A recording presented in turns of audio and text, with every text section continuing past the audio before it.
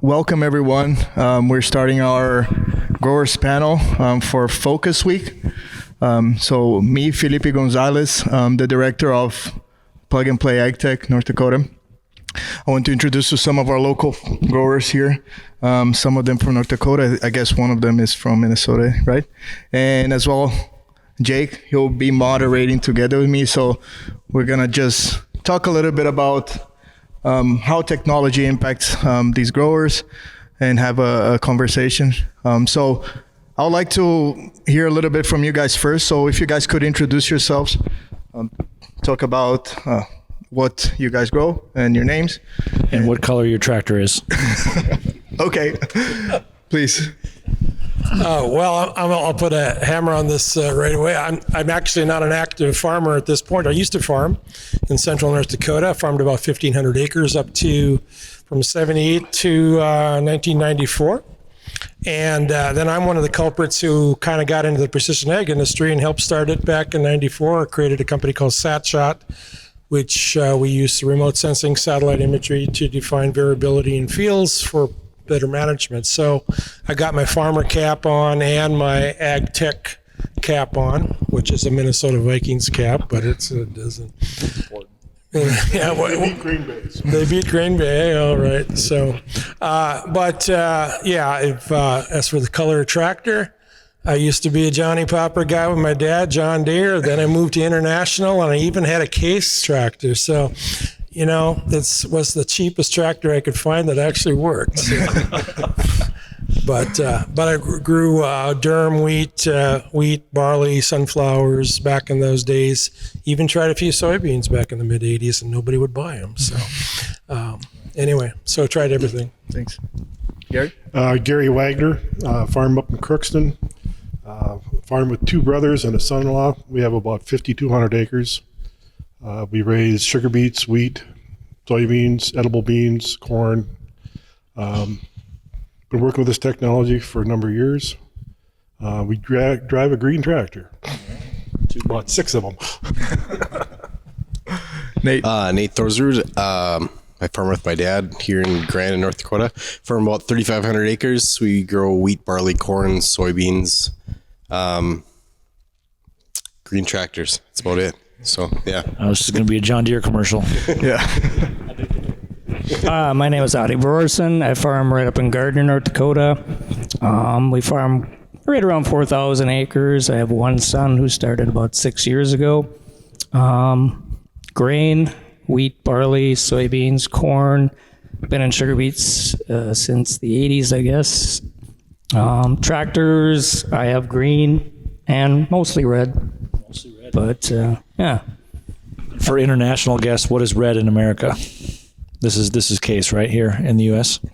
Red tractors are case. Yep. Internationally, maybe not the case. There's all kinds of colors internationally. So he's got people from all over the world that are following this. So yeah. Everyone knows you, but yeah, please, Jake. JAKEJORAANSTAD, co-founder at Bushel. Been building software here in Fargo, North Dakota for the last 9 years.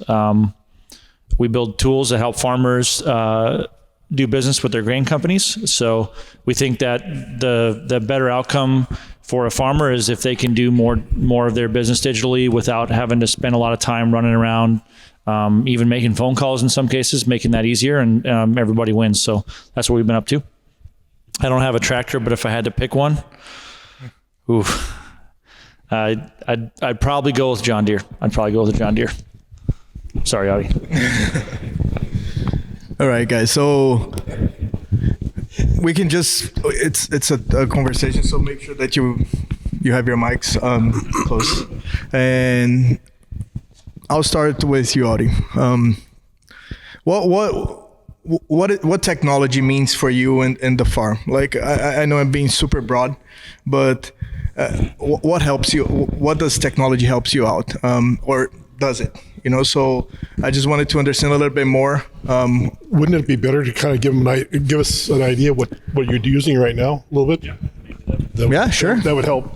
Yeah. Me personally, you mean? Or? Yeah, what do you guys use on the farm technology-wise? Let's assume that your tractor has Auto steer, which is impressive, by the way, and a lot of people don't understand how far ahead farming is in terms of technologies like GPS and auto steer. But let's assume the baseline is there. Your tractor can pretty much drive itself. You can sit there. You can't get out of the seat yet, but maybe someday. But what are you using for everything from the mapping side of things when you're looking at imagery to, are you using the John Deere Ops Center tools? Are you using a puck of some sort from one of the players? Talk about that component of it, and have you invested in those areas? Yeah, basically, thinking back to when I started farming up to now, I think the biggest change has been the auto steer system. Because now you can drink a beer and drive the tractor, right? But, just people in town always equate it to as, you're sitting out there doing nothing. What it enables you to do is be way more efficient with your time. Instead of sitting there and dialing in on driving straight, you're actually watching what you're doing better. I believe you can work an extra 2-3 hours a day easily because of that factor that you're not so concentrated on that. It allows you to, make phone calls, plan, calling the co-op, getting the next field ready to go to spread, stuff like that. And then, of course, the GPS systems got better, and then you're able to start putting things in, like I said, mapping with combining, tracking yields, and all kinds of things like that. So I think that's probably the biggest thing on our farm anyway. What's the newest technology you've tried? What's the thing that you've tried to implement on the farm recently? Other than GPS, you mean? Or? Other than the tractor driving itself, yep, or the GPS components. I haven't done a lot of variable rate. There's a lot of things that we're talking about getting into. One thing that I was just introduced into actually in the last month or so, and most of the time we'll go out this time of the year and we start to plug holes and we do a lot of soil sampling. And basically you're looking at your P and your K and your salts, your pH, and nitrogen and stuff like that. And there's a new company out of California that went together with another company, FieldView, which you guys are aware of. Yeah, and Climate and Bear. Yep. Yep, Climate was Bear. Monsanto. And what they're doing, I guess they've been doing it down south now for a while, like in Iowa. They are on a typical quarter section, you'll plug 16 holes, and they're testing for diseases and all the other things that are going on in the soil other than nutrients. Up here, I don't think it's been as big. Down there with the corn guys are doing it, but sugar beets, it's huge. We have a lot of disease problems now with Phantomyces, Rhizox getting terrible, Fusarium, now Cercospora is getting really bad in this area. So with this new technology with this company in California, they're actually testing fields and they can tell you the levels of disease of all these that I've talked about, which I think is going to be just amazing for beet farmers to be able to pick fields. Because then, like myself, I'm a seed dealer. I'm trying to put the right seed on for the farmer based on what he tells me. But if you're able to actually come up with disease levels, I know what seed to push towards him. So I want to hear more from you guys as well. Like just with this question that Jake made, like what you guys have been using, new things that just came up, or what is the new stuff? Yeah, whoever wants to. We really only, we've just been using GPS, and we got RTK, which is GPS as well, but more defined or whatever. But other than that, we use, I use John Deere's program to map and outline my fields, and other than that, really, I rely on agronomists to give me the details on the soil sampling and whatnot, and if I need variable rate fertilizer and stuff, we can take that route if we want to too. So how about thinking about in the office at home when you're done in the day? Are you using a particular accounting system, technologies? Are you using QuickBooks? Are you using Quicken? What are you using to keep track of the farm financials? The QuickBooks is what I'm using, yes. But technology-wise, that's about it, really. Yeah, that's it. Yeah. And spreadsheets. I'm sure you've got some pretty advanced spreadsheets that you're working on. Okay. Yep. Gary? We've been using it for quite a while. We started yield monitoring in '93. So I've got almost 30 years of history in a lot of our fields. We worked with Lanny in, was it 95? I started giving him some yield maps. He started giving me satellite imagery, so we started learning about remote sensing. We've been multi-product variable rating since 97. That's early. At that time, we were working with Concord. Howard Dahl had the program where Air seeders. He had the license. So we were multi-product with our Concord air seeder at the time. We've done like you say, we've done a lot of multi-product variable rating that way. And then with remote sensing, we use Landsat for up to when Sentinel came out, the European satellites. So we started using that. We've owned some of the technology we're using. A software is Ag Data Viewer, or also SMS. We use license holder for both of those. We do our own soil sampling, not our own soil sampling. I develop the zones, send it out to a soil sampler. He'll soil sample the zones for us. I'll come back and write our own prescriptions. And then now we're using an Amity air cart. We have section control and variable rate on that for dry fertilizer. And then we use the John Deere rate controller for variable radar and hydrous.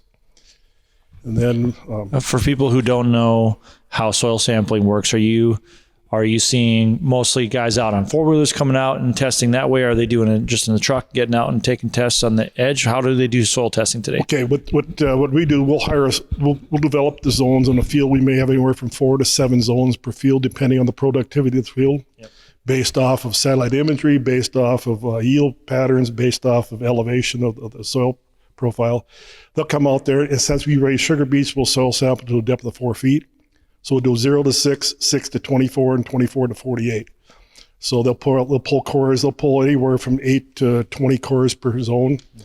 And then they'll send in and have a soil test lab, analyze that, and then we get an email. We'll pick up that email and bring back the data ourselves, incorporate it through a program, and make our own prescription maps. Yep. Okay.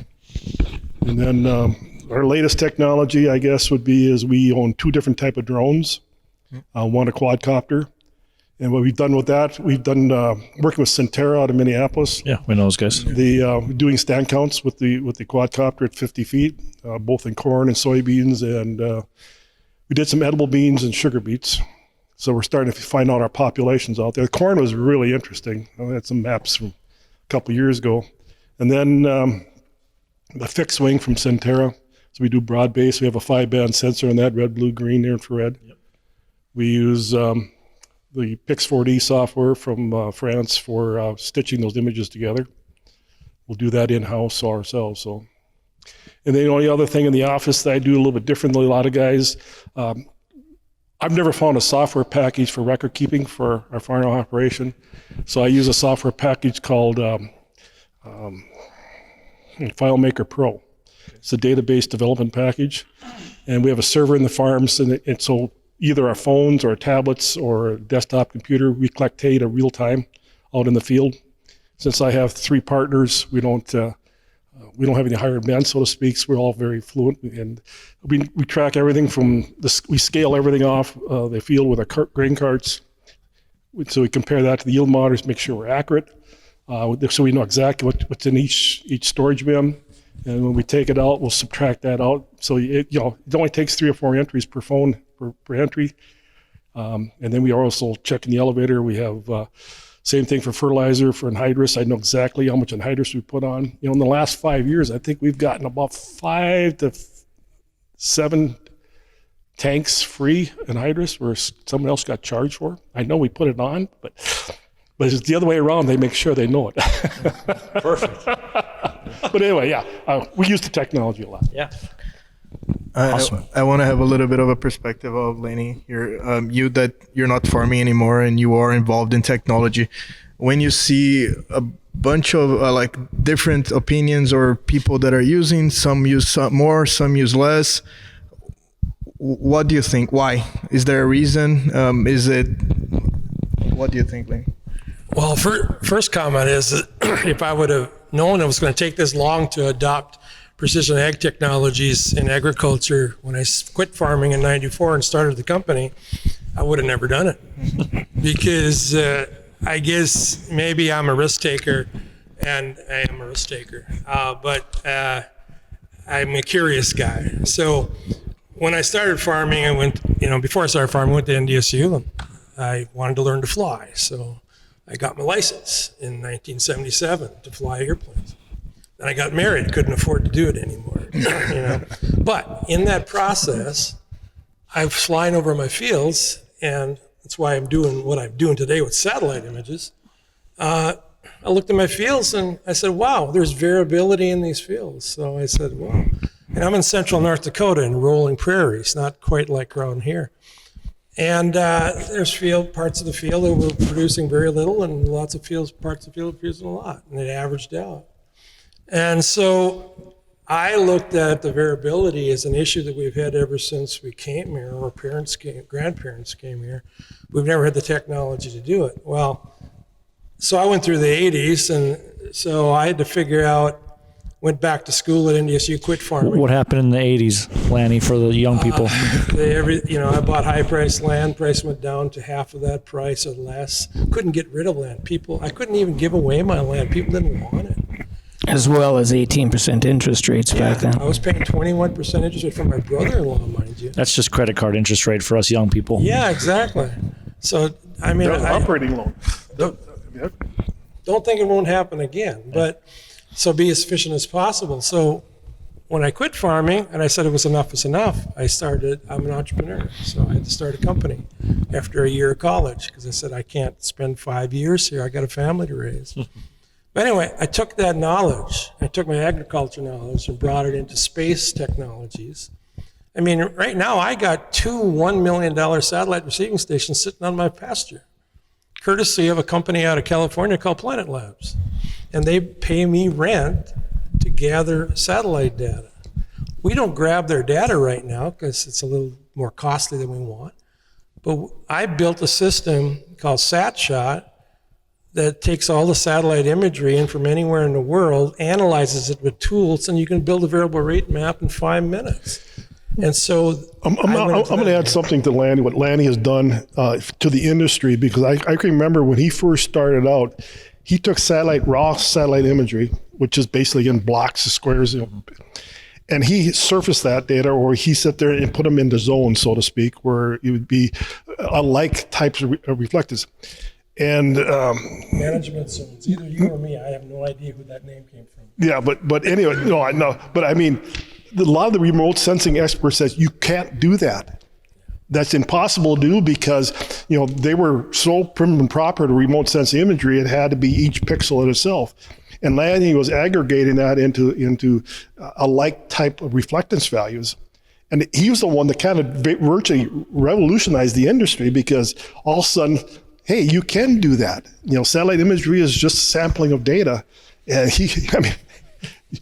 you more or less turned it upside down for a long time. But I had I had professors that wouldn't talk to me. Yeah, because you weren't supposed to do it that way. And go out in the field, and I knew my fields so well because I knew the variability. You guys all know your fields well, so the technology or the insight was in everybody's brain. And all I did is I took the technology and compared it to what I knew.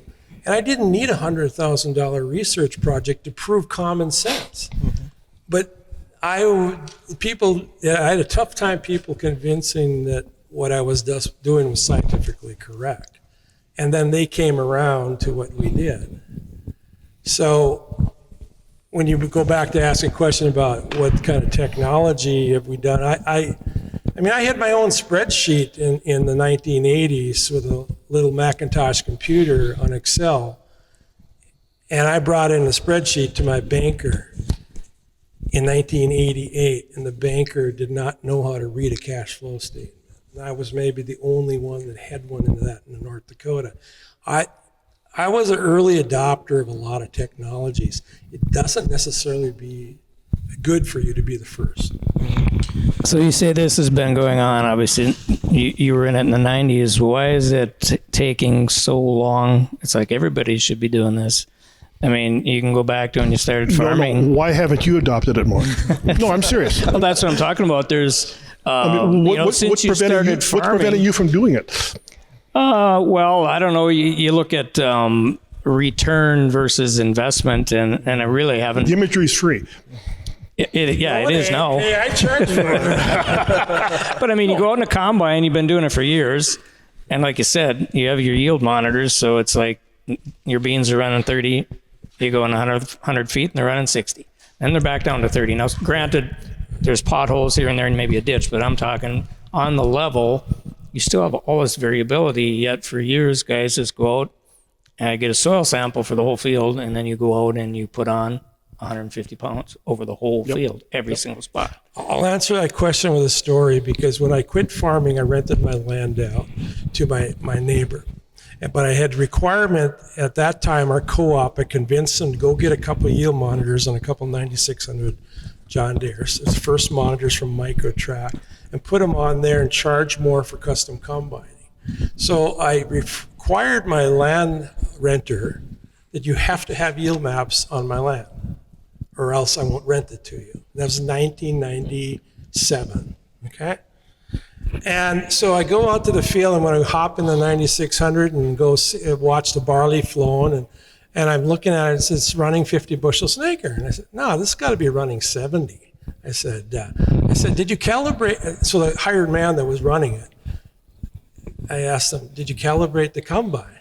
No, I greased the combine. This yield monitor was the crappiest stuff. I don't know what the heck they ever did this. The stupidest decision they ever made. Okay. I wanted to say to him, no, the stupidest decision was that they hired you. But what I'm getting at is that attitude in different ways has been prevalent in the ag community. Not trying to put it down, but it has been a problem of accepting the technology. Now, I'm this guy that tends to just go like a bull in a china shop. I just go crazy over it. And it's really difficult and it's tough to talk to my colleagues, because farmers are my colleagues. I can go like that, now I'm a farmer, right? And, no, I'm just kidding. But the point of it is, it's tough to convince people that I know that this technology, because I told people, you guys are going to be auto steering in the late 90s. I said, you guys are going to be auto steering all your tractors, because we were even looking at auto steer to build a product. And they just laughed. And I said, now look, you can't drive a combine with that, or a tractor. But still, back to his comment, though, I mean, it still has to do with education. Big time. When, a typical farmer, first of all, didn't get into farming to sit behind a computer screen. No, they work with the soil, they work with their hands. And, to educate, and the other thing, people aren't teaching us how to do this stuff either. They're not teaching you what a remote sensing image tells you. What near infrared tells you, or what an NDVI tells you. We're not being educated that way, and even the colleges are doing a very poor job of it. I taught at the University of Minnesota Crookston for 17 years. I had a 10-week class, and 5 weeks was yield monitoring and 5 weeks remote sensing. At least the kids, when they left UMC in Crookston, they understood what an NDVI was, what a green NDVI was, what NIR did. It's just telling you, it's giving you reflectance values, giving you indication, doesn't tell you anything else. But what it does do, it tells you variability. And so we're the opposite. So, okay, look at this. This is the hilltop. This is the side slope. This is the low area. It's totally opposite, because he farms in the Red River Valley. I farmed out in the Drift Prairies. Okay, he's got a head of hair. But that's what data does. It only tells you what grows good here, what doesn't grow good here. it doesn't tell you why either. It doesn't tell you why. So the key is for why precision ag is difficult is, okay, we can give you all these data sets and tell you you got differences, but the problem is, if I look in the mirror, I look a lot like my dad did. When I was younger, I did not want to look like my dad. So when you see a picture of your field, you see a yield map of your field, you see the problems in your field, and you don't really want to admit it that this isn't a very good field. And you don't want to get rid of it because you got money invested into it. So the easy way to do it is to do nothing. Mm-hmm. And that's part of the problem of adoption of ag technology, is that we've got so much history and money tied into what we have. It's really tough to break that mold to try something different, right? I mean, So So let's zoom out a little bit farther. I think we should talk about the challenges that we're talking about here. What are the big challenges that you see in the next 5 years in your business on the farm? What are the actual, doesn't have to be technology, but what are the challenges that you see ahead? We went some, the last 5 years of ag has been pretty interesting. It hasn't been very good for the most part, but help us think about the next 5 years. What are the challenges that are going to change how you do things, or things that need to be solved? Well, I think one of the biggest things coming off of 9 through 12, everything was selling, so good prices were good. You could be a Everything was shitty good. farmer and you could sell and make money. Exactly. And now we've turned around and we've lost our prices. And what happened, it pushed all our inputs up. And once you have a landlord that got used to you paying them $185 and you want to go back down, they're not so happy anymore about doing that. So everything has came up, so our margins are super tight. And now we look at last year, they're claiming 40% of all our farm income is going to come from the government. And that's not going to be sustainable in the future. So we need to achieve markets. We have to get our whole market structure fixed. Obviously, we just had an election, but things are going to change. But we need good markets. But yeah, we still have to produce a good crop. I mean, you still have to. We're pretty good at that in the U.S. Yeah, we can get bushels, but the way things have been going, I kind of agree with what you guys are saying. You have to be able to implement some of the things that are out there and maybe you haven't looked at. Any edge you can get is going to benefit. So I think you have to be that way. When you say markets, are you talking, do you believe that we need to open up an export market more than we have? Or do you believe in the U.S. we need to figure out how to make these products more useful? Do you believe we need more ethanol production in this country? What are your perspectives on when you say markets need to be different? What are the things that can solve for that? Well, of course, we've changed. I don't want to get into any political arena as far as that goes. That's what the beer's for. We've had tariffs. We've injured a lot of relationships that we've had in the past, and all of us could argue back and forth about whether these tariffs have worked, whether they haven't.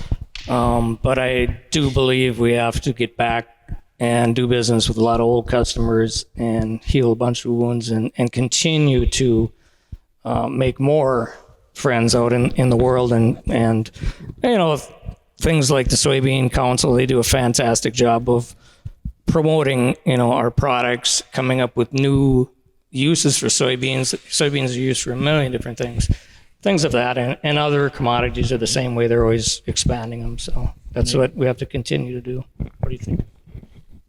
What are the challenges you see?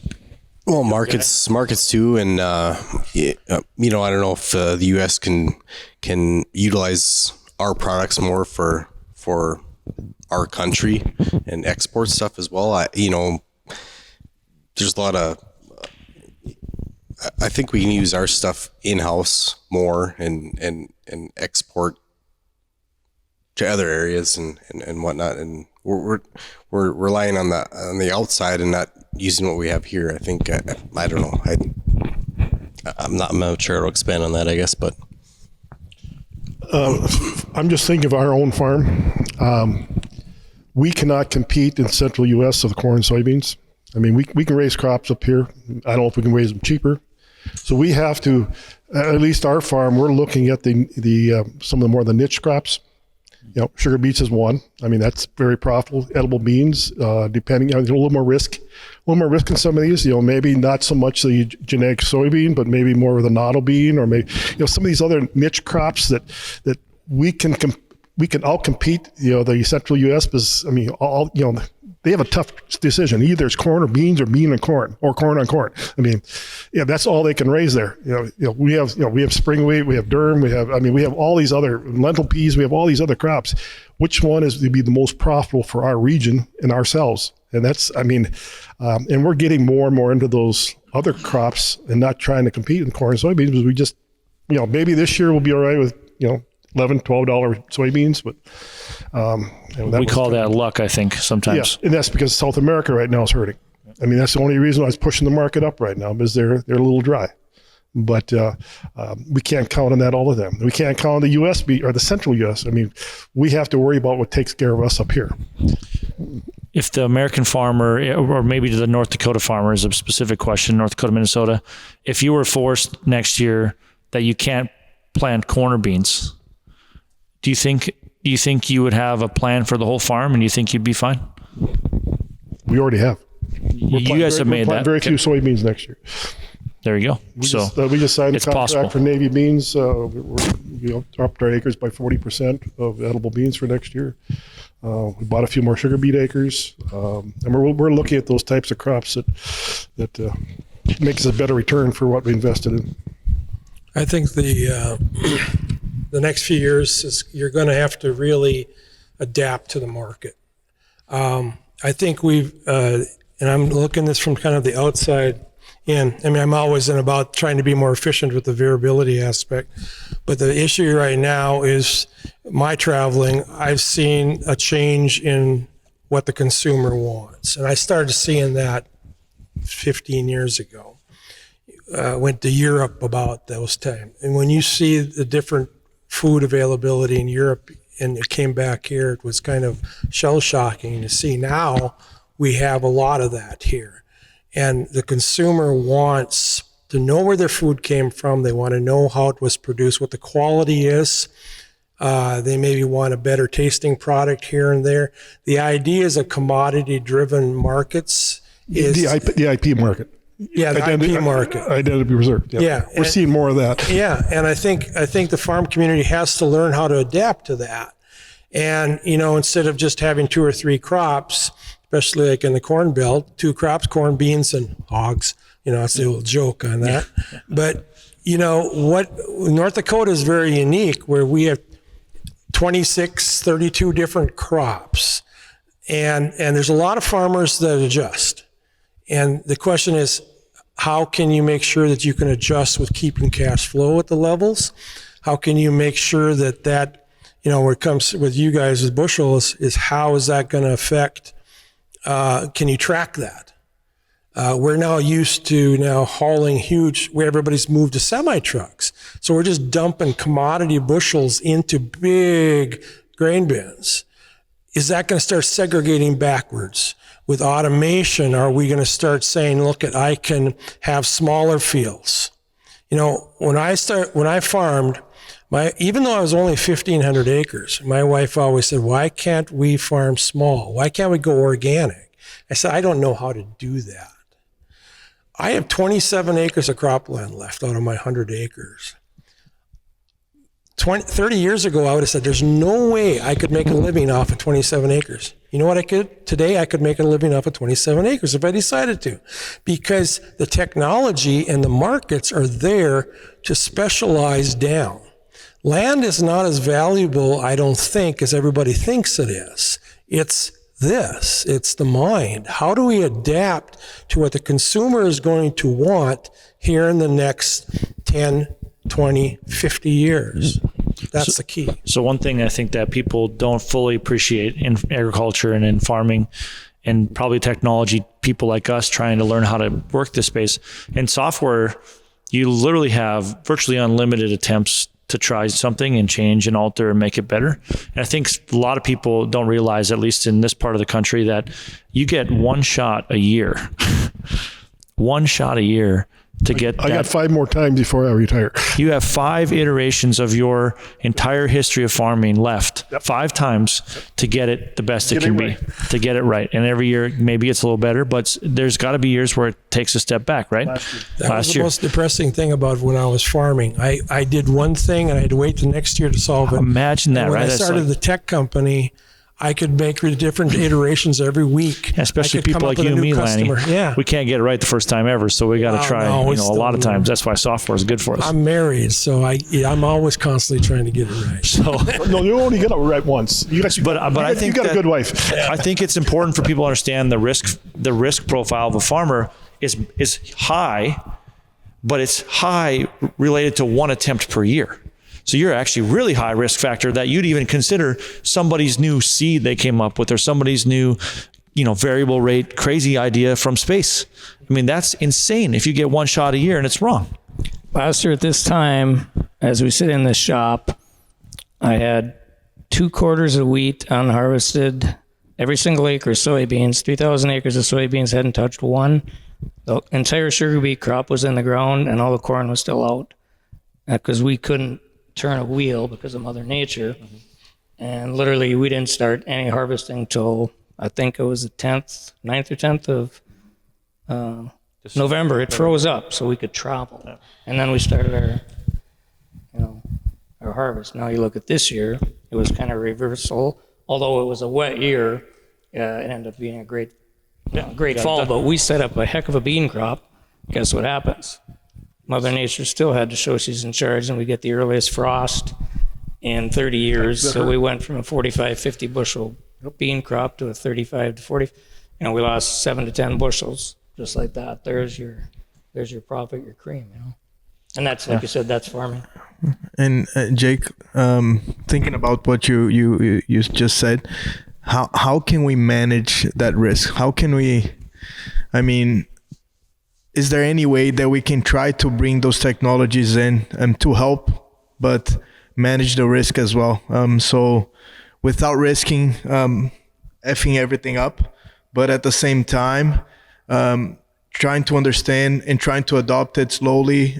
So in the future, you can have something better, be more productive. Is there any way to do it? Is it by testing more? Is it by having more mature technologies? Or I don't know. It's still in the computer industry, that's still one of the biggest issues we have is that, okay, if we invest in a technology, RTK or whatever you want to invest in, 3 to 5 years, it's obsolete.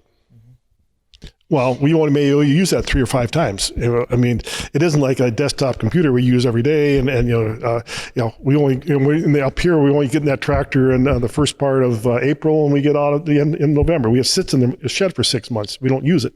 You spend that money, and then all of a sudden it's obsolete, and all of a sudden you have to spend just like buying another computer. It's another.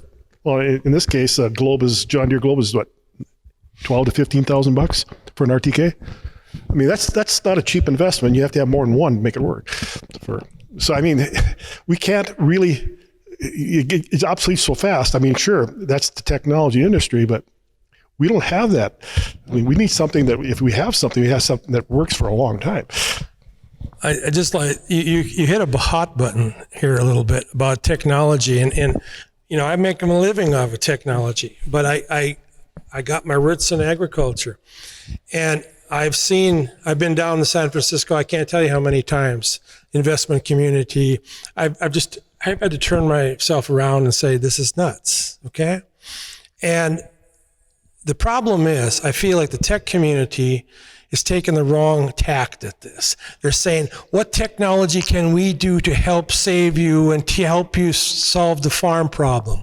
It's not the answer. And not even our technology is not the answer. It's a solution to some things. But the key is, it's the farmer themselves. It's the creativity of the American farmer. And the technology is there just to augment it so that we have all these tools that when we do have a situation like that, if it had dried up for just even 2 weeks, you most likely could have gotten out there with a track combine to take off a big chunk. If you didn't have the tracks available, you would have never been able to even get out there. So even that technology, you had it capable of being there at the right place at the right time. There is no technology, including ours, will save the American farm situation or the world farm situation. But all these technologies together with creativity from the farmer and their mind can adapt those tools. And that's what we have to do as a ag industry and a tech industry, is to combine that capability of saying, look, here's this tool. You might need that today. You might not need it next year, but make it available so that you can get through these problems that Mother Nature, you can't control Mother Nature. How many inches of rain did we have last year? And how many inches of rain? We can't solve that issue. Even climate change policy or anything was not going to solve that problem. What you have to do is, the only way to save yourself is to be adaptive and be creative to solve the problem. So that's the end of my speech. On the problem solving side, what today is a manual process that should be or could be automated in your life? So think about the things you're doing manually on the farm. what would be the biggest impact to automate what areas of the farm? Recreational tillage. I'm being facetious there. So. Well, there's just a general sense there's a general sense that half the problem is there's only 3 to 4 people on the farm. Why can't these machines go do it themselves? We can talk about that as a different level, but why aren't those out there doing it while you're actually doing value-added things? Tilling isn't a terribly complicated process, and it's not like your best use of your time, right? But you still got to be in the tractor. But let's think about other areas that could be automated besides the machine itself. I mean, the refueling and all the stuff you work on around, make sure you've got chemical on site. All those things are sort of automated with other people's work, I suppose, depending on who you work with. But what areas come out in your mind that are just manual and not worth it? Just a quick comment, not to answer your question, but I've been in a lot of focus groups, and I was on FBN's board for 4 years or 3 years before they become public. And the whole attitude is that they can solve all these problems for us, but they really can't, because there's certain things that you just have to do manually. I don't care, you can't automate all this stuff. And the people from Silicon Valley, they're a little bit arrogant when it comes to producing food. Come out here and follow our footsteps for 2 weeks. You'll have a totally different attitude. I kind of shake my head a little bit with when you have this kind of stuff here, and they're trying to figure out what we're going to do automating. But it's really kind of makes you not real pleased with some of the attitude they have for us. I think you got to look at it in a progressive way of adoption of technology. What's going to be more automatic? I mean, I didn't even have an ear wrench when I was farming, and now there's DeWalt, Milwaukee battery-driven impact wrenches that, man, would I have loved to have one of those. He knows what he's saying. And so those things create their own automation. That's an automation process. You didn't have to torque it down with a but then you have to go lift weights at the right. So there's all sorts of different adoptions of automation. The farming sector is way too complicated to automate everything. There's just too many nuances with it. But your combine today, how many feet are you running? Between 30 and 45 feet? 40-foot header. How is that compared to a 19-foot header and a 105 giant? It's unbelievable. That automation improved. Your auto steer improved. So you're going to see all these increments of automation. Not only on a team, but obviously you're in business, but like you said, there's been so many major changes in the equipment itself that's made farming so much more efficient. We're able to farm with less help.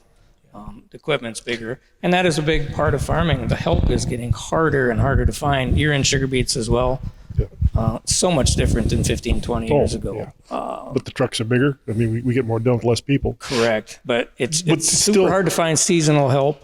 But still, with the increased header width, increased combine capabilities, also becomes we can't fix those anymore.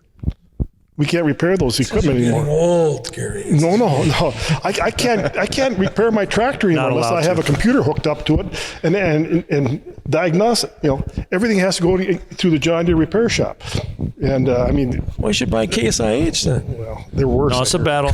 That's a battle happening for sure in the courts right now. I think it'll resolve. I think there'll be some resolve there, whether you get to have those diagnostic tools or some level where you're able to just participate in the John Deere has the attitude that it's their proprietary. I know it. But aren't we also a victim of our own success? I mean, we want to have these automations, so it's required. She's a lawyer. So here's another. Let's talk about the markets a little bit. Well, something that's new to the markets maybe. Have any of you participated in any carbon sequestration or any carbon credit market yet? Have you been paid to do it? Been a part of a program? Lanny? Well, I mean, I've got a lot of history. We did carbon credit stuff back in 2009. Yep. And there was a whole carbon market and a climate exchange in Chicago, and that market fell apart after they lost government support. There was North Dakota Farmers Union had a whole carbon exchange going on. The people were getting half a ton of carbon worth at about $10-12 a ton. People were getting $3 to $4 a ton for carbon for no-till. Yep. And we were coming in with remote sensing at a time to say, look, we had different areas of the field that have more carbon sequestration than other parts, but nobody would listen to that. Then it all fell apart. And now it's all coming back again. Yeah, same ideas. It's all exactly the same idea, except now the environmental business is propelling that forward. So let's assume the government's in. They're going to stick to it. They believe, governments, not just ours, governments internationally believe that we need to do something. So we're going to fund the reduction of carbon by paying and making sure these markets exist. So let's assume that's the case. What then? Well, you got to be very careful. You got to monitor it, and you got to make sure that it's very credible. So the big question back even 10 plus years ago was, is that carbon actually sequestering? And how many tons are actually going back into that soil? And we were using remote sensing to try quantify that. But we still could not measure the amount of carbon. And now there's all sorts of new ideas of can we measure it? The problem is that has got to be researched, and it's got to be quality. It's got to be monitored. It's got to be able to know we're exactly putting 1.7 tons of carbon back into this part of the field, which is only 34 acres, and this 72 acres over here, we're only getting half of that. So if we don't have that, the carbon market will then start falling apart again, in my opinion. So there's an argument today, the stats are this, that there's a average production of, requires 5 tons of carbon per acre to produce agricultural land. 5 tons of carbon are sort of created to produce on an acre of land. What crop? Well, let's just do an average, because I don't know particulars about which crop. Every crop's different. Totally agree. But let's just say there's about five tons an acre. There's an average. That's more of a global average. We might be way better here in the U.S., but let's just call it 5.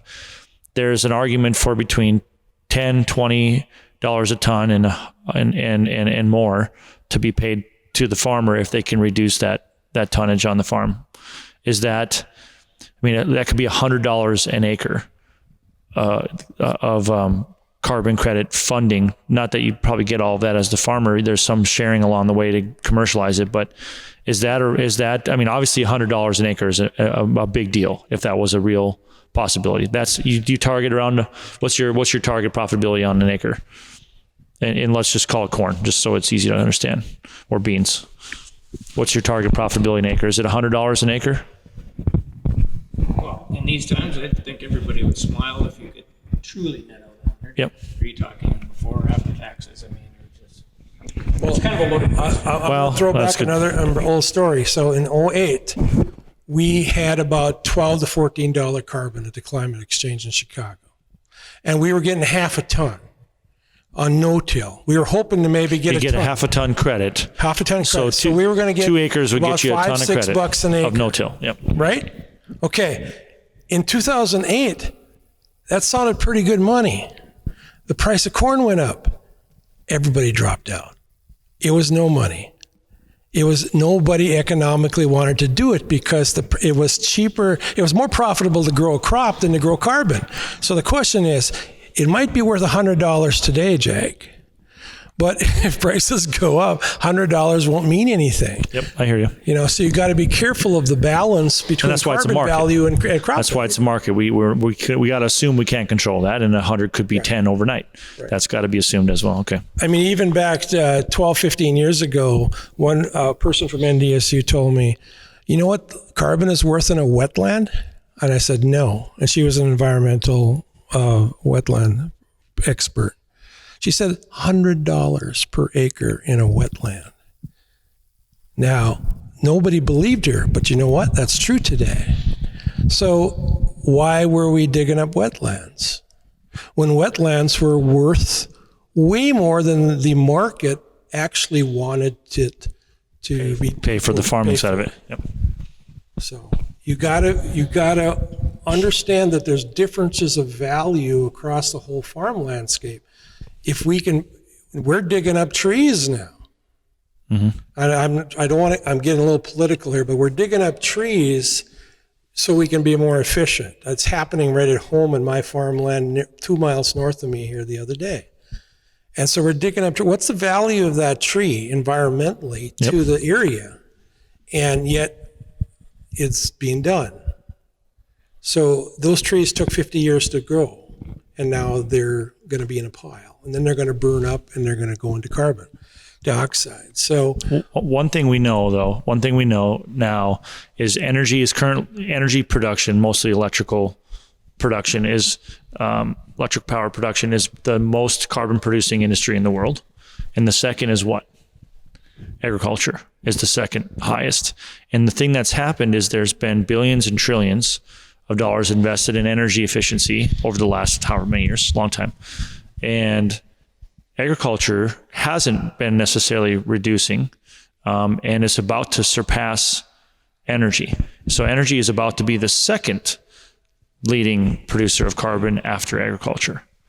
So what we know about energy is everything from billions of dollars in electric car funding to massive investments in going away from coal to wind and solar has been happening by the government and other players. Do we have any faith that this will change because of that alone? Do we think that there's a real chance that agriculture gets a big investment in this area? There's a book called Moral Case for Fossil Fuels. I don't know if you've ever read it. No, I've heard of it though, yeah. My uncle's the thrust of the book was cheap, reliable energy with fossil fuels. Right now, U.S. policy is cheap food. If they're going to sit there and try to penalize us or all these other things for whatever we're doing, if they want to pay for food, yeah, we'll do all this stuff. Cheap, reliable energy, cheap food, that's the U.S. policy right now. That's why we're burning fossil fuels, and that's why we have the food structure we have. Do you see a problem with that, or do you think that's okay for a while? As far as I'm concerned, I mean, I don't want to spend half my budget for food. Yeah, so I mean, heck, there's a lot of people that can't eat right now. Why would we raise the price? Yeah, I mean, same thing with you know, we stop fracking or whatever we're going to end up doing. I don't care. I'll leave that out. But I mean, North Dakota has greatly benefit from that. Absolutely. You guys want to start paying higher taxes again? Not really. I got a question for you three here. John Deere had an electric tractor over 15 years ago, maybe close to 20 years ago. And I remember talking to an engineer from the John Deere group here about 15 years ago. I said, so why aren't you bringing an electric tractor to market? He said, it's not ready. It's not a market doesn't want it. So if there was a electric tractor from whatever color out there that he was able to do the same amount of power as what you currently have, and whether electricity is efficient or it's efficient, but whether it's environmentally friendly, I'm not going to go into that debate. But if you wanted, or do you want, Tim the Toolman, more power? I mean, is diesel, is that the only way, or would you have electric tractor today if John Deere came out with electric tractor, or Case IH right down the street came down with electric tractor? Would you replace them? If it did the same work, I have no problem with it. I don't know. I can't see it doing the same work though. Well, let's say it's the same work. The exact same work. What if it did the work better? Actually, is the right question to ask. Well, yeah. Anything so the Tesla is clearly better than every vehicle we drive in terms of speed, in terms of efficiency. It's over 100 miles to the gallon. Let's say that the tractor had a reasonable jump forward in terms of efficient use of power. So you paid, your diesel budget this year, cut it in half. So your diesel budget's half because it's an it's a hydroelectric diesel probably. So it's a diesel generating electric power tractor. The motors are way more powerful than that literally 100-year-old diesel motor concept that's in your vehicle. Does that make a difference? That the way train engines are running? They're basically diesel powered generators. That's right. Yep. It's all electric. Trains right now are electric. They got all kinds of power, but they have other reasons why they do it, because they have to put engines on both ends so they can control. One's pushing and one's pulling. Kind of funny when you brought up Tesla. I was at a wedding in Florida last year, and we went out afterwards and called an Uber driver, and the Uber driver picked us up, and I jumped in. And it was a Tesla, and I'm looking around, kind of cool, and I sat in the front, so I started visiting with him and asked him about the car, how he liked it, and then I kind of almost made a little fun of him. I said, well, yeah, but it is an electric car, but this thing really goes, and he kind of took it there. I think it was like he's in his 60s, and he laid her down and he set me right back in the seat, and he goes, what do you think about that? I go, well, I take back everything I just said. They can create power. So then we expanded our conversation, and I said, so obviously if you're an Uber driver, you did the numbers. Obviously this car costs more from the start, and then now you have to figure out your cost of ownership, the batteries, and recharge. He did all his homework, and he said, in the long run, I'm going to make more money operating with this car than a regular. So just a challenge as a farmer to think about related. At some point, if we do, I think electric motors will be a part of the tractor more than they are today. I would pretty much guarantee that's going to happen. And the thing that's different about an electric motor that I think will help us with this challenge around things breaking is they don't break as much. Electric vehicles, like a combustion engine, a diesel engine versus an electric motor, we're talking a 98% reduction in complexity in terms of number of parts. We go from thousands to tens or even 5 parts in an electric motor. So I think there's some argument there that we need to be open to. But of course, if it costs way more up front, now you're dealing with financial issues again, and we're back to the same argument of why would I invest all that money to use it once a year or whatever it is. So there's a challenge here, but I would tell you that electric's for sure going to solve some of the problem. So I'll ask, give you another comment about, is the farm of the future, what's that going to look like? Are we going to also be producing energy as our product and not just grains or cattle? And the reason or carbon as a product. Or carbon. The reason I bring this up is we still have about 110 acres, and we got involved with a project of some landscape architects from the Netherlands, who, Gary, you know who they are. And 5 graduate students, I said, would you design our 110-acre farm to be a 100-year farm this summer? And they came back with some really interesting stuff. They said, we think you should need to go into harvesting energy as well. So in the design of our 100-year farm, we had 2 windmills on it. We had a whole bunch of solar panels on it. We had ponds. We had an entertainment center for other entertainment purposes, people staying over and stuff. The point of it is, are we going to be also trying to create energy for ourselves to balance the whole equation out? And is it just food products, or is it also energy products? And we're sitting in an energy state, it's an energy region. Is that So to add, maybe give a pointed question about that, what else have you been paid for from your farm? What is from a revenue perspective, besides the crop you grew, what have you been paid for in the last few years on the farm? Have you been paid for anything else besides your crop production? So that's an interesting point, Lanny. Well, that's for sure an interesting point. I did one thing, as I rented out 3 acres to Planet Labs, and they got $2 $1 million. But that was my way. Or you could give a windmill up, on the corner of the field, you have a windmill set up or something, but that's not very common these days still. And the reason why, just back to the reason I did that, was because fiber optics came into North Dakota. And the rural telephones came in and gave me 100 or 1 gigabit fiber. You mean our tax dollars gave you? Yeah. No, I'm paying for it through the rural telephone. Okay, fair enough. Yeah, okay. I understand what you're talking about. To some point. But the point of it is that if the fiber hadn't been there, if the infrastructure from the government or a cooperative hadn't built that, I would have never had that opportunity to rent that land out at 10 times the price of cropland. So are we, the infrastructure that we have in the rural communities, how is that going to help survive farmers? Again, what is the technology? How is it going to be used? Are we going to just, adapt to the technology so that we can stay alive and stay efficient and stay profitable? We've been a little bit narrow-minded in this meeting here because we're talking about small farms. We're not talking about the large mega farms coming in that's kind of taking over. Corporate farm idea. Yep. I mean, that's going to be a whole different subject. Basically, this one's been kind of right around small farms, 10,000 acres or less. I mean, and we have a different attitude than a guy that's farming 50,000, 40,000 acres, that how he approaches the questions you just asked off this whole meeting. So I think they got to remember, but the larger farmers will probably buy more of the technology, but we're probably the ones that use it the most. What's your opinion, honest opinion, if you want to share it, whether we need to have rules in each state around corporate farming or not?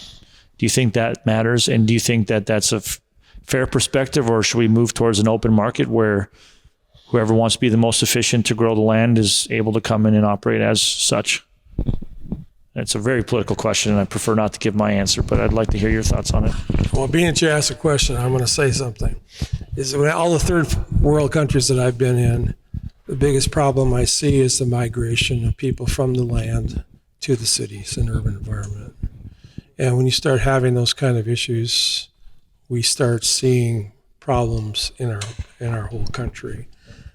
We've done the same thing way here. I mean, a 40, 50,000 acre farm, North Dakota's got a limit to that. You got to at least stay within the family, right up to now what? Your second cousin. So they've opened that up a little bit. I would much rather see more farms. We got empty farmsteads all over. That's a good point. And our schools are down to low numbers. And it's kind of sad out there. I still have my farm out there. I go out there and it's really nice and quiet, but we come back to Fargo and live because that's where the culture is. How many schools do you know that don't have at least 4 or 5 towns attached to them? They all consolidated. And the fun of 9-man football playing against each little town was nothing but fun, right? And you were just saying we're having a tough time right now finding good quality help right now. It's going to get worse. Especially with our generation of lazy people. They want to get out of the bed in the morning. It is different. I mean, I have a son. I have a son-in-law. The work ethic is different. Physical work ethic, especially physical effort, is different. Definitely. Yeah, I mean, it's yeah. But I've also instilled in him that family is important too. He has 2 young kids that are in high school right now. You spend time with them, but not that much. So yeah, we can go all over the place with this. Part of our audience are the startups that are in our program. So I want to just try to show them a little bit your perspective. So for example, a lot of startups come to you guys, or maybe some of them come, and there's a lot of noise, like, oh, I can do this, I can do that, I can help you. And how do you guys navigate around all that noise? How do you manage that? How do you choose the startups?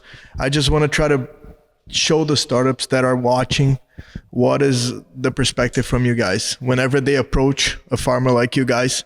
What should be the approach?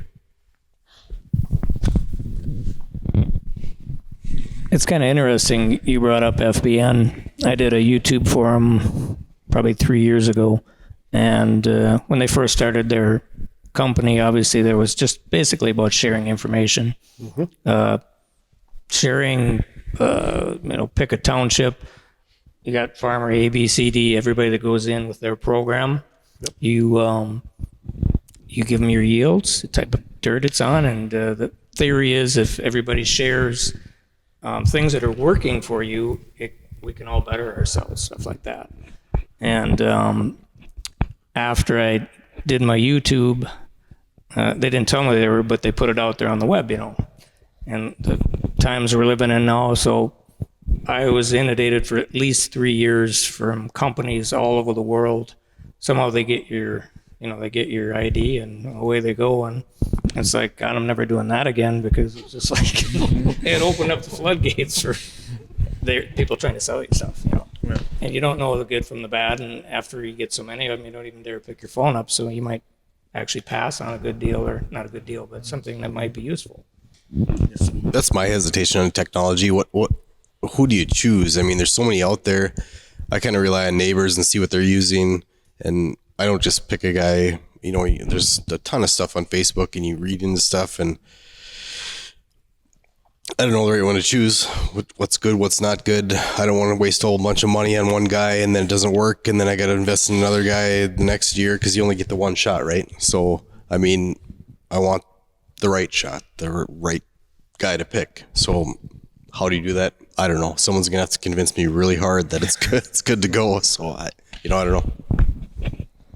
To all you startups out there, you never tell a farmer what to do.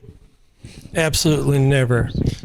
If you have a solution that says, I'm going to fix that for you, just shut your doors and leave.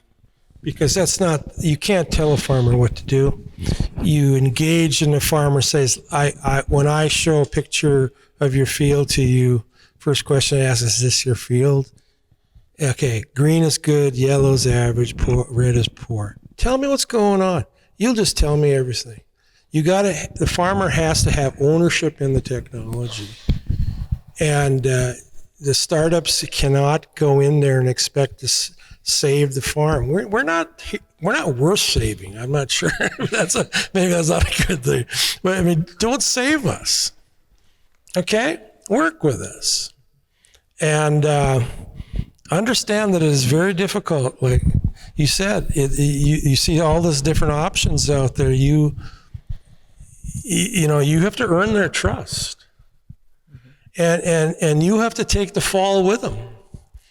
If it doesn't work, you better apologize. I mean, I can't tell you how many times that I've said, that tool didn't work. I'm sorry. I apologize for this. We're going to try work on it. Don't be arrogant and go in there and think this little thing is going to solve it. It can't be like an instruction manual on how to put a pulley on a combine or something, because no John Deere thing comes with the thing saying step by step by step, telling you what to do. You need to know what to do, and technology needs to tell me what it's doing, why it's doing this. I don't want to guess. I want to know what it's doing. So, what's your perspective, Jake, as a owner of one of the startups that are pretty popular here, and how was your approach, or how do you feel? So at Bushel, we have 62,000 active farmers a month on our platform now, which is the biggest in the whole industry. I think it's the largest amount of farmers in the whole country on any sort of technology tool. But the reason they can use our tool is it's solving a more obvious problem. I need the information on the farm. I need to understand the revenue. I need to understand my tickets and deliveries I'm making and contracts. So it's obvious why you'd want to use it. We also don't charge the farmer. The grain company has to pay to use the platform. So I think we have an advantage in how we've gone to market that makes it easier for a large scale, volume of farmers to be on a tool. I agree with everything you guys say about the challenges. I mean, one thing I'm going to take away is I'm going to make sure that we never have a message that assumes that the farmer needs to be saved, or that the farmer doesn't have a plan and doesn't have it figured out. Like, that can never be a message. You'll never get adoption, because farmers know what they're doing. They've been doing this for 150 years in this country. We know what the hell we're doing. If we were dummies, we wouldn't be in business. Exactly. So each and every one in this room has a certain skill that made it work. Yeah, that made it work. Because you made it through the 80s. You made it through the last 5 years. You're still here. The last 50 years. That's a good point. So I think that's important. The mentality needs to be a partnership or a way to work together, and a collaboration is the word we use at Bushel. We want to collaborate with the industry versus tell them how to do it. I've been doing SatShot for 26 years, and I remember I talked to you at the opening. Said, you were saying, "Well, glad you're not farming anymore." And I told you, I said, if I had a chance to farm again, I'd do it in a heartbeat. I didn't realize how good I had it back when I was farming, and I built a product out of nothing, built the market out of nothing, built the technology. I adapted NASA technology. I didn't invent it. I adapted it to agriculture. A lot of struggles there, okay? But I would not have been able to do any of that if I hadn't grown up on a farm and spent life learning how to fix things with baling wire, welding rods, and nuts and bolts. Because when the crop needed to be put in, you had to fix the machine. and I learned how to adapt to every issue when I hit the wall 1,000 times. And you guys do the same thing. You hit these walls. And getting back to, look at the tools you have here, the shop you have here. It's the ability to be able to adapt to the problem. And that's the key for startups. You have to be the grit. Like I've told many startups, there's 3 things you have to ask before you're in a startup. So, are you married? Do you have kids? Do you have a mortgage? I said, just remember, you could most likely lose at least one, if not all 3 of those.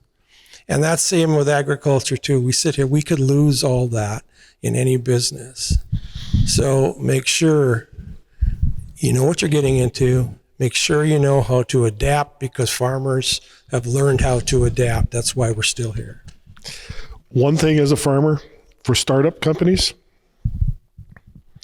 I know damn well you're not in it to help me. You're in it to line your pocket. Except for me.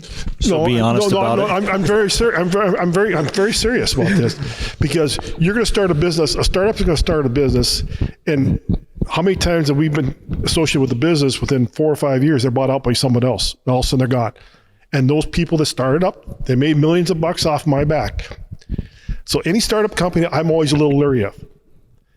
And okay, unless you're really, really, really out there doing well, I'll wait for a few more years and let someone else buy out, and then they'll see if it's any good. How many years qualifies as good enough? I don't have a set. He's already got to know how many more years I got to keep doing this to get you to safe. And all I'm gonna This is a young whippersnapper. I'm going to pick on FBN because I was on there, like I said, their board for 3 years before they went public. I know them well. Yep. Just before they went public, I looked at what their business model was, and I knew they weren't going to be making money. I mean, they weren't going to make money off my back.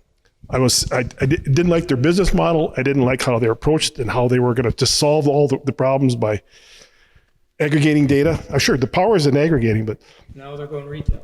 well, they want to be the Walmart or the Amazon of agricultural input, and that's, you could see that right after the 3rd year.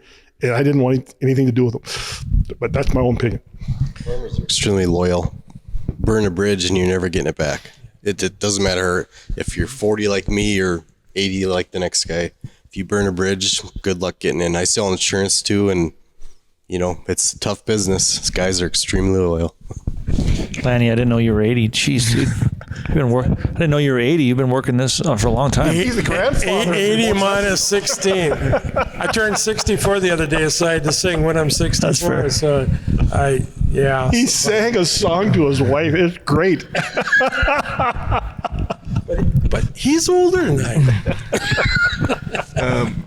Guys, I was going to ask you for closing remarks. We're wrapping up, but I mean, you 3 already gave me a pretty good closing remarks. It was good. So your turn now, Audie, so we can finish up. In respect to what we've been talking about. Yeah. What are your thoughts on this? All the above. If we talk about the election, I'll have to get a beer, okay? Are you guys going to run in Brainerd again this year? Is your car running good? We'll be out there. His car's broken still. What do you run then? How about for these guys? What's the approach that they'd have to take to get your interests? Mister, Well, I only use GPS in my yeah. tractor that drives itself. Well, I don't try to be that guy where I'm not, I don't have blinders on. I'm always open for new things. And I think I think when this gentleman was talking, I think of a few neighbors of mine that are literally marketing. They don't even forward contract.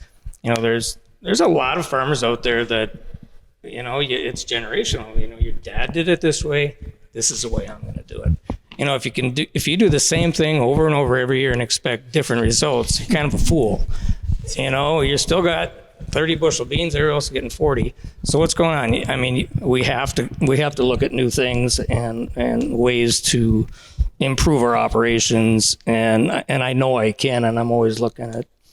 I looked at FBN. I kind of agree with his analogy a little bit. So I mean, I'm always open. You have to be, otherwise you should get out of the business if you're not looking forward. and trying to improve somehow. And technology, I mean, that's the leading edge. I mean, that's probably the biggest area we have to look. Can I make one more observation? Sure. When I was teaching at the University of Minnesota, I always thought this whole technology was going to be a generational change, where the younger kids coming up would really take this bull by the horns and really get into it. Well, first of all, the fathers are still holding the purse strings, so that they can't invest it. Took a little longer than we thought. It took longer. Secondly, I find out that these younger kids, they've been growing up with technology so long, they expect everything to work. They don't like to troubleshoot items. If their software is not working or a game is not working or something like that, they'll just drop and go on to something else. They won't try to figure out, well, maybe it's a loose cable or maybe it's this or that. They expect the technology to work for them right away. If it's not, it's just an observation of the younger kids that I'm hanging around. And yeah, at least right now, we'll tinker around, just like old gas carbureted engines versus now electronic ignition. Well, it doesn't work. You have to take it to a shop and walk away from it. But just an observation. I'll give you a little observation, especially the startup community and the tech community. Farmers don't give away their products free. You don't give away your corn if you're not going to give 1,000 or 10,000 bushels away free to try it out, right? Technology should not be the same way. Just because you raise multi-million dollars doesn't mean you should give that away free. That means you have no value. It's all about value and perceiving to the people that you know what you're talking about and you know you're going to help solve their problem, what they want to have solved. So the last thing any startup should do, and I know it's prevalent here, everybody wants to get millions of dollars and give the product away free. If you're going to do that, make sure you dictate to your customer that no, it won't be free next year. We got to prove ourselves. But there's got to be a financial model hooked to this, because you can't keep on getting round after round after round and then say you're profitable. That doesn't work. That model does not work. If you want to provide value to the farmer, because the farmer, this is the situation with FBM. It's free now. There's nothing in the world that's free. It always costs something. So that data that you're generating to them, they're using that. And farmers can see right through that. So the industry needs to start taking a look at providing a product that has value to the customer that they are trying to go for. And if we keep on pumping this artificial value to the industry, you will not get any traction in the ag community. Agreed. I mean, you charge for your product, correct? Yep. Every grain company pays for it. Farmer We haven't gets given it it away. free through the service right. of that, but Yeah, that's different. We pay for it through our bases. Right. Well, there's that. Yeah. That's the argument. If you're part of the co-op or the grain company, they've Sure. got to make the That's- technology that's budget has to work. Somebody's paying the price. Someone's paying the price. But somebody has to pay for it, and so far, they think it's worth it. Yeah, I sell my products mostly to crop consultants across the country because they see it's an efficient tool to provide to the farmer, which they shake your hand and they can charge 10 times more than what I charge. But we charge. And if somebody says, I have to compete against free, I'll say, well, you're not my customer then. You know, I have a quality product for you that works. Yep. And that's how tech has to apply that same model to agriculture. Someone's paying someplace along the line. Yeah. But we ultimately pay the final price, one way or the other. Somebody get these guys a beer, Felipe.